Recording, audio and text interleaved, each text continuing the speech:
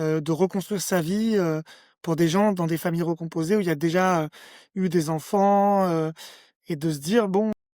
C'est le plus compliqué. Parce que ça, moi, bon, j'ai déjà été avec des femmes qui avaient des enfants, je t'en ai déjà parlé. Les structures de familles recomposées, je trouve que c'est quand même vachement Et complexe, quoi, parce qu'il y a des et on peut pas non plus couper avec le premier père ou la première mère. Donc c'est ça fait un micmac, c'est pas simple, quoi, à gérer, en tout cas. bien sûr. Je trouve, hein. Pardon.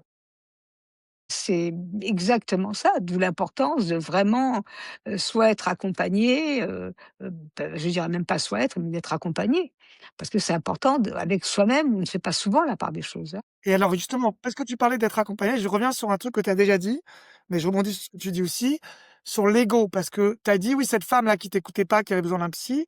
Pour moi, dans ma perception, c'est typiquement de l'ego et je trouve que c'est encore plus Ouais, renforcé avec le rôle de leadeuse ou de ouais, manageuse ou de ouais, directrice, bien sûr, où ces bien sûr, femmes-là vont être de moins en moins peut-être à l'écoute ou bien capables de sûr. demander de l'aide, ou vont Ah mais considérer que carrément, demander de l'aide, c'est être faible et donc il faut pas demander de l'aide parce que sinon tu es faible si tu demandes de l'aide ou quelque chose comme ça, non?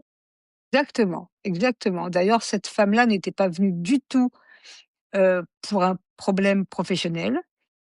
Cette femme-là était venue pour un problème personnel sur recommandation toujours. Quelqu'un qui lui avait dit: «Tu devrais aller voir Françoise Léonie Wanguabert», parce qu'elle rencontrait des soucis de santé graves. Et c'est le corps qui parle à un moment donné quand on fait Qu'on n'importe a quoi. sursauté, qu'on a sursauté, qu'on a, je veux dire, travaillé, qu'on a surmonté, qu'elle a surmonté, elle devait être morte, hein.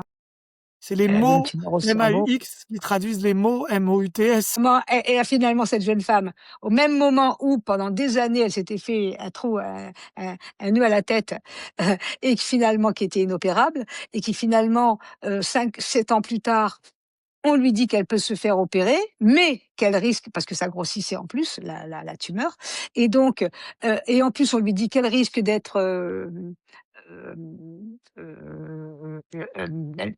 de perdre la voix, qu'elle risque d'être grabataire.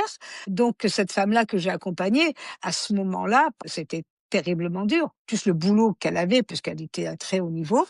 Je veux dire, j'ai même été l'accompagner, voir le troisième chirurgien parce qu'elle était un peu perdue. Donc il y avait ses parents qui voulaient pas qu'elle se fasse opérer, enfin, je veux dire, parce qu'elle risquait de mourir. Enfin, elle a même fait son Bah, c'est testament, écrit dans le tout. mot, hein, tumeur, il y a écrit tumeur, hein, donc Voilà. Ben non, elle est pas morte.